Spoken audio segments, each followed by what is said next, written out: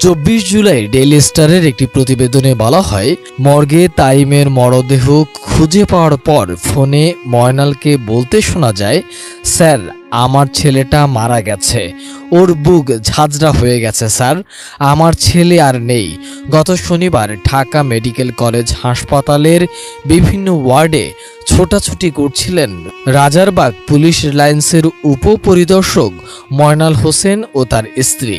তাদের হাতে ছিল 17 বছরের ছেলে ইমাম হোসেন তাইমের একটি ছবি। যাকেই পাচ্ছিলেন ছবি দেখিয়ে জিজ্ঞেস করছিলেন এই ছেলেকে তারা কোথাও দেখেছেন কিনা।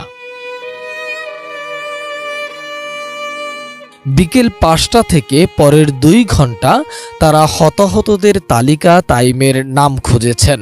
পরে ছবি দেখে একজন সাংবাদিক তাইমের বাবাকে মর্গে খোঁজ নিতে বলেন। সঙ্গে সঙ্গে জরুরি বিভাগের লাশঘরের উদ্দেশ্যে দৌড়ে যান তিনি। একজন লাশঘরের দরজা খুলে দিলে ভেতরে ঢোকেন তারা। সেখানে পড়েছিল রক্তে ভেজা ছড়া গুলিবিদ্ধ তাইমের নিথর দেহ। ছেলের মরদেহ দেখে স্তব্ধ হয়ে যান ময়নাল হোসেন। তার স্ত্রী মেঝেতে পড়ে মূর্ছা যাওয়ার আগে চিৎকার করে বলছিলেন, ও আল্লাহ, আমার পোলারে কে মারলো? তুই আমারে না বইলা কেন বাইরে হয়েছিলি? কোটা সংস্কারের দাবিতে বিক্ষোভ মিছিলে যোগ দিতে কলেজ শিক্ষার্থী তাইম শুক্রবার সকাল 11টার দিকে যাত্রাবাড়ির বাসা থেকে বেরিয়েছিলেন।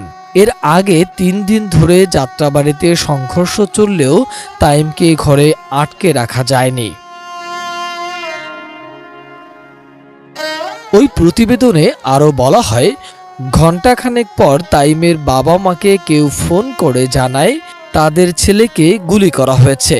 তাকে ঢাকা মেডিকেল কলেজ হাসপাতালে নেওয়া হয়েছে। ময়নাল বলেন, কোটা সংস্কারের দাবিতে আন্দোলন শুরু হলে আমার ছোট ছেলে তাতে যোগ দেয়। তাকে শুরু থেকেই না করেছিলাম আন্দোলনে যেতে। কারফিউর মধ্যে তাকে বের হতেও না করেছিলাম, কিন্তু আমার কথা শোনেনি। মর্গে তাইমের মরদেহ খুঁজে পাওয়ার পর ফোনে ময়নালকে বলতে শোনা যায়, স্যার আমার ছেলেটা মারা গেছে, বুলেটে ওর বুক ঝাঁঝরা হয়ে গেছে স্যার, আমার ছেলে আর নেই। তিনি প্রশ্ন রেখে তাকে বলেন, একজনকে মারতে কতগুলো গুলি লাগে স্যার? ছেলে গুলিবিদ্ধ জানিয়ে ঊর্ধ্বতন কর্মকর্তার কাছ থেকে ছুটি নিয়ে এসেছিলেন ময়নাল। ফোনে কথা বলার সময় অপর প্রান্তে কে ছিলেন তা নিশ্চিত করেনি ডেইলি স্টারের ওই প্রতিবেদনে। শুধু ইমাম হোসেন নয়, বাসায় থেকেও গুলিবিদ্ধ হয়ে মৃত্যুর ঘটনাও ঘটেছে এই আন্দোলনে।